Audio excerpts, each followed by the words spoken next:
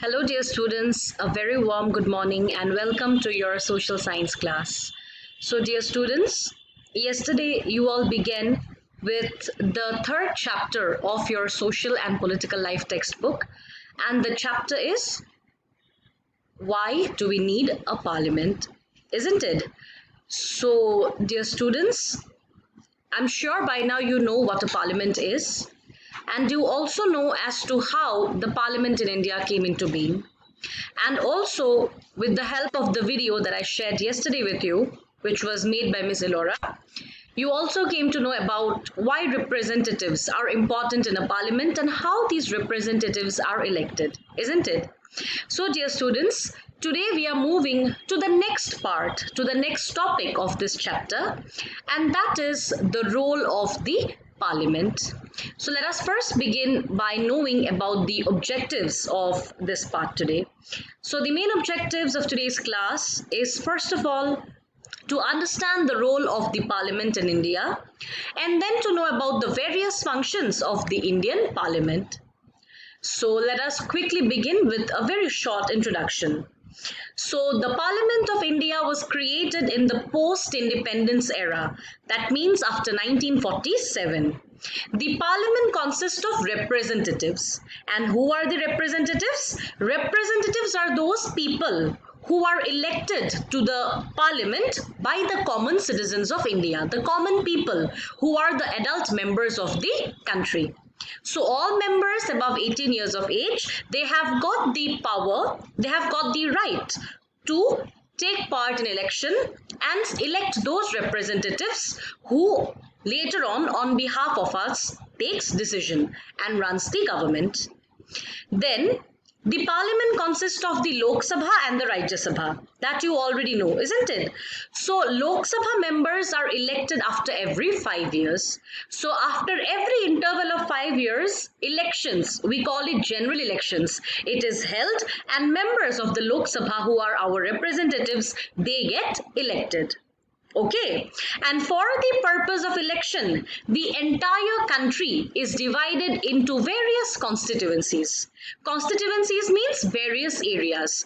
For example, if you take Guwahati city, then in Guwahati city itself we have got lots of constituencies, isn't it? We have West Guwahati constituency, we have got Jalukbari constituency, we have got South Guwahati constituency. So the entire country is divided into smaller geographical units so that it is easy for people to elect their representatives from their areas. And from each constituencies, there might be people belonging to different political parties who contest for elections or who stand up for elections. But with the help of free and fair elections after every 5 years, only one member wins the election, and that member who wins the election from a particular constituency, he goes to the Lok Sabha as our representative. All right. So let us look at some more points about our parliament. So the Parliament of India consists of the President, the Lok Sabha and the Rajya Sabha, that you already know.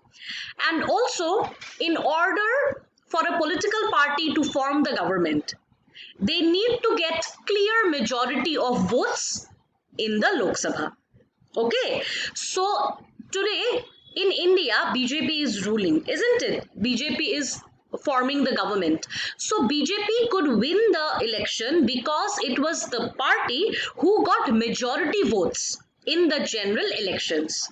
And that is why today BJP is forming the government and it has got majority of MPs. MPs means member of parliament from that party. Okay, so there are a total of 545 seats in the Lok Sabha. Out of that, 543 members are elected directly after every 5 years through the constituencies. And there are two extra seats for those members who are nominated directly from the Anglo-Indian community. Anglo-Indian community means those people or those community who are not pure Indians. Okay, for example, when we talk about the Anglo-Indians, then we may talk about the French people who stayed back in India, isn't it? In their colonies in various parts of India. All right. So two seats are specially reserved for the Anglo-Indian community in the Lok Sabha, and apart from that, 543 members are elected from the various constituencies after an interval of 5 years. Then again, you might be thinking that if only one political party wins, then what happens to the other political parties? Well, the other political parties, they form the opposition party. Okay, so in a parliament, especially when we talk about the Lok Sabha, there we will have a ruling party who is responsible to form the government, and we will have an opposition party. Opposition party means that party who got the second highest votes. All right. So, ruling party and majority party are two very important parties, two very important groups that constitute the Lok Sabha. So, let us now quickly see the functions that a parliament has to a parliament has to perform. So the first function of the parliament is to select the national government. The Lok Sabha, it selects the executive. Executive, if you remember, they are the group of ministers who work in order to implement the laws made by the parliament. So one of the most important function of the parliament is to make law. But these laws, they have to be again exercised in real. So those people who exercise the laws made by the parliament in real, they are called the executive, or we also call them the government. So from the Lok Sabha itself, the executive is selected as to who will work in order to exercise all the laws that are made. And the most important person or the leader of the Lok Sabha and the ruling party is the Prime Minister of India. So at present, Narendra Modi, he is the leader of not only the Lok Sabha but also the leader of the ruling party and also the real head of our government. Okay, so the Prime Minister, who is the most important person, the important leader of the ruling party, he selects various members from his own political party to a special council. We call it the Council of Ministers. And there, the various ministers are given various works to do. For example, one minister will be given the Ministry of Health, the other will be given the Ministry of Education, some other will be given the Ministry of Railway, and etc. So it is the Prime Minister who is the head of the executive, that is the government, because he is also the head of the ruling party, and he gives different work to different members of his party. Okay, so at times there might arise a situation whereby one political party might not get the majority vote. Okay, suppose imagine a situation, suppose where BJP did not get the full vote. In that case, BJP along with some other parties can come together and they can form the government, and this is called as coalition government. Okay, so at times when one party does not get majority votes, in that case the leader of various parties can come together with mutual understanding and they can form the government. This is called as coalition government. Then, this was about the Lok Sabha. Let us see what the Rajya Sabha has to do. So Rajya Sabha represents the state of India. So just like the Lok Sabha represents the people of India, in the same way the Rajya Sabha represents the states of India. So the Rajya Sabha can make laws on the various subjects which are of national importance.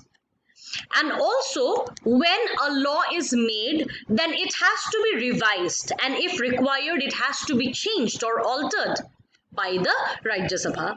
Without the permission of the Rajya Sabha, the Lok Sabha alone cannot pass a bill and cannot make it a law.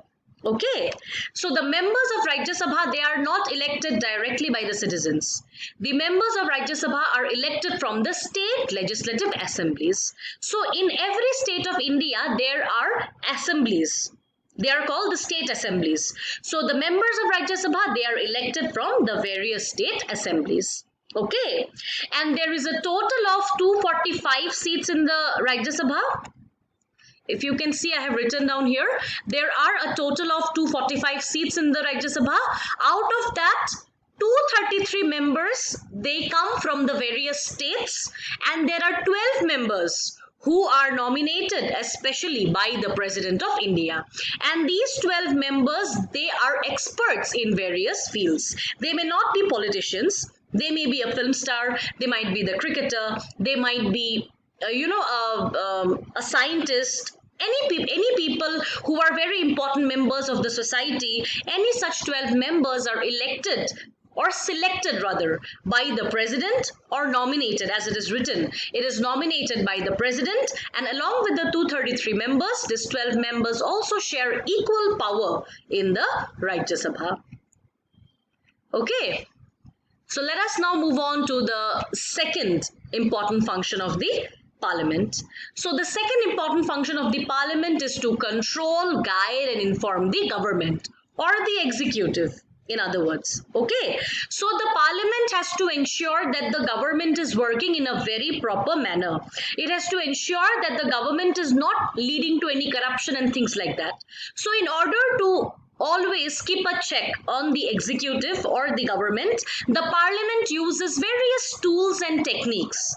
Okay, and through these tools and techniques, they question the ministers, so that the ministers, by giving answers to the members of the parliament, they can ensure that the work of the government is done properly. So whenever the parliament is working or whenever it is in session, then it begins with a question hour. So question hour means any person from the opposition might throw a question to a minister of the Lok Sabha. In that case, that minister, the member who is an executive, he has to give proper answer to the opposition.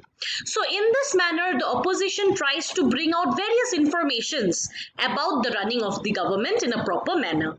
And because these questions are thrown to the government from time to time during the sessions of parliament, therefore the government remains very alert, and at the same time they remains very much responsible or very much accountable.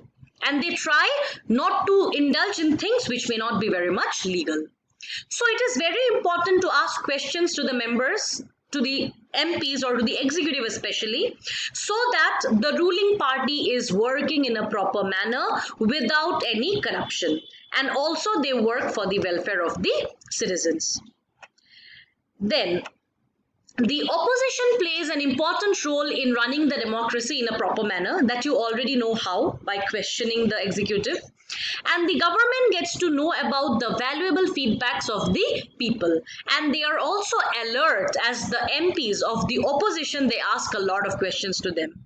So it is very important for the ruling party and the opposition party to coordinate with each other, to ask questions and to answer back properly, so that democracy runs in a very successful manner.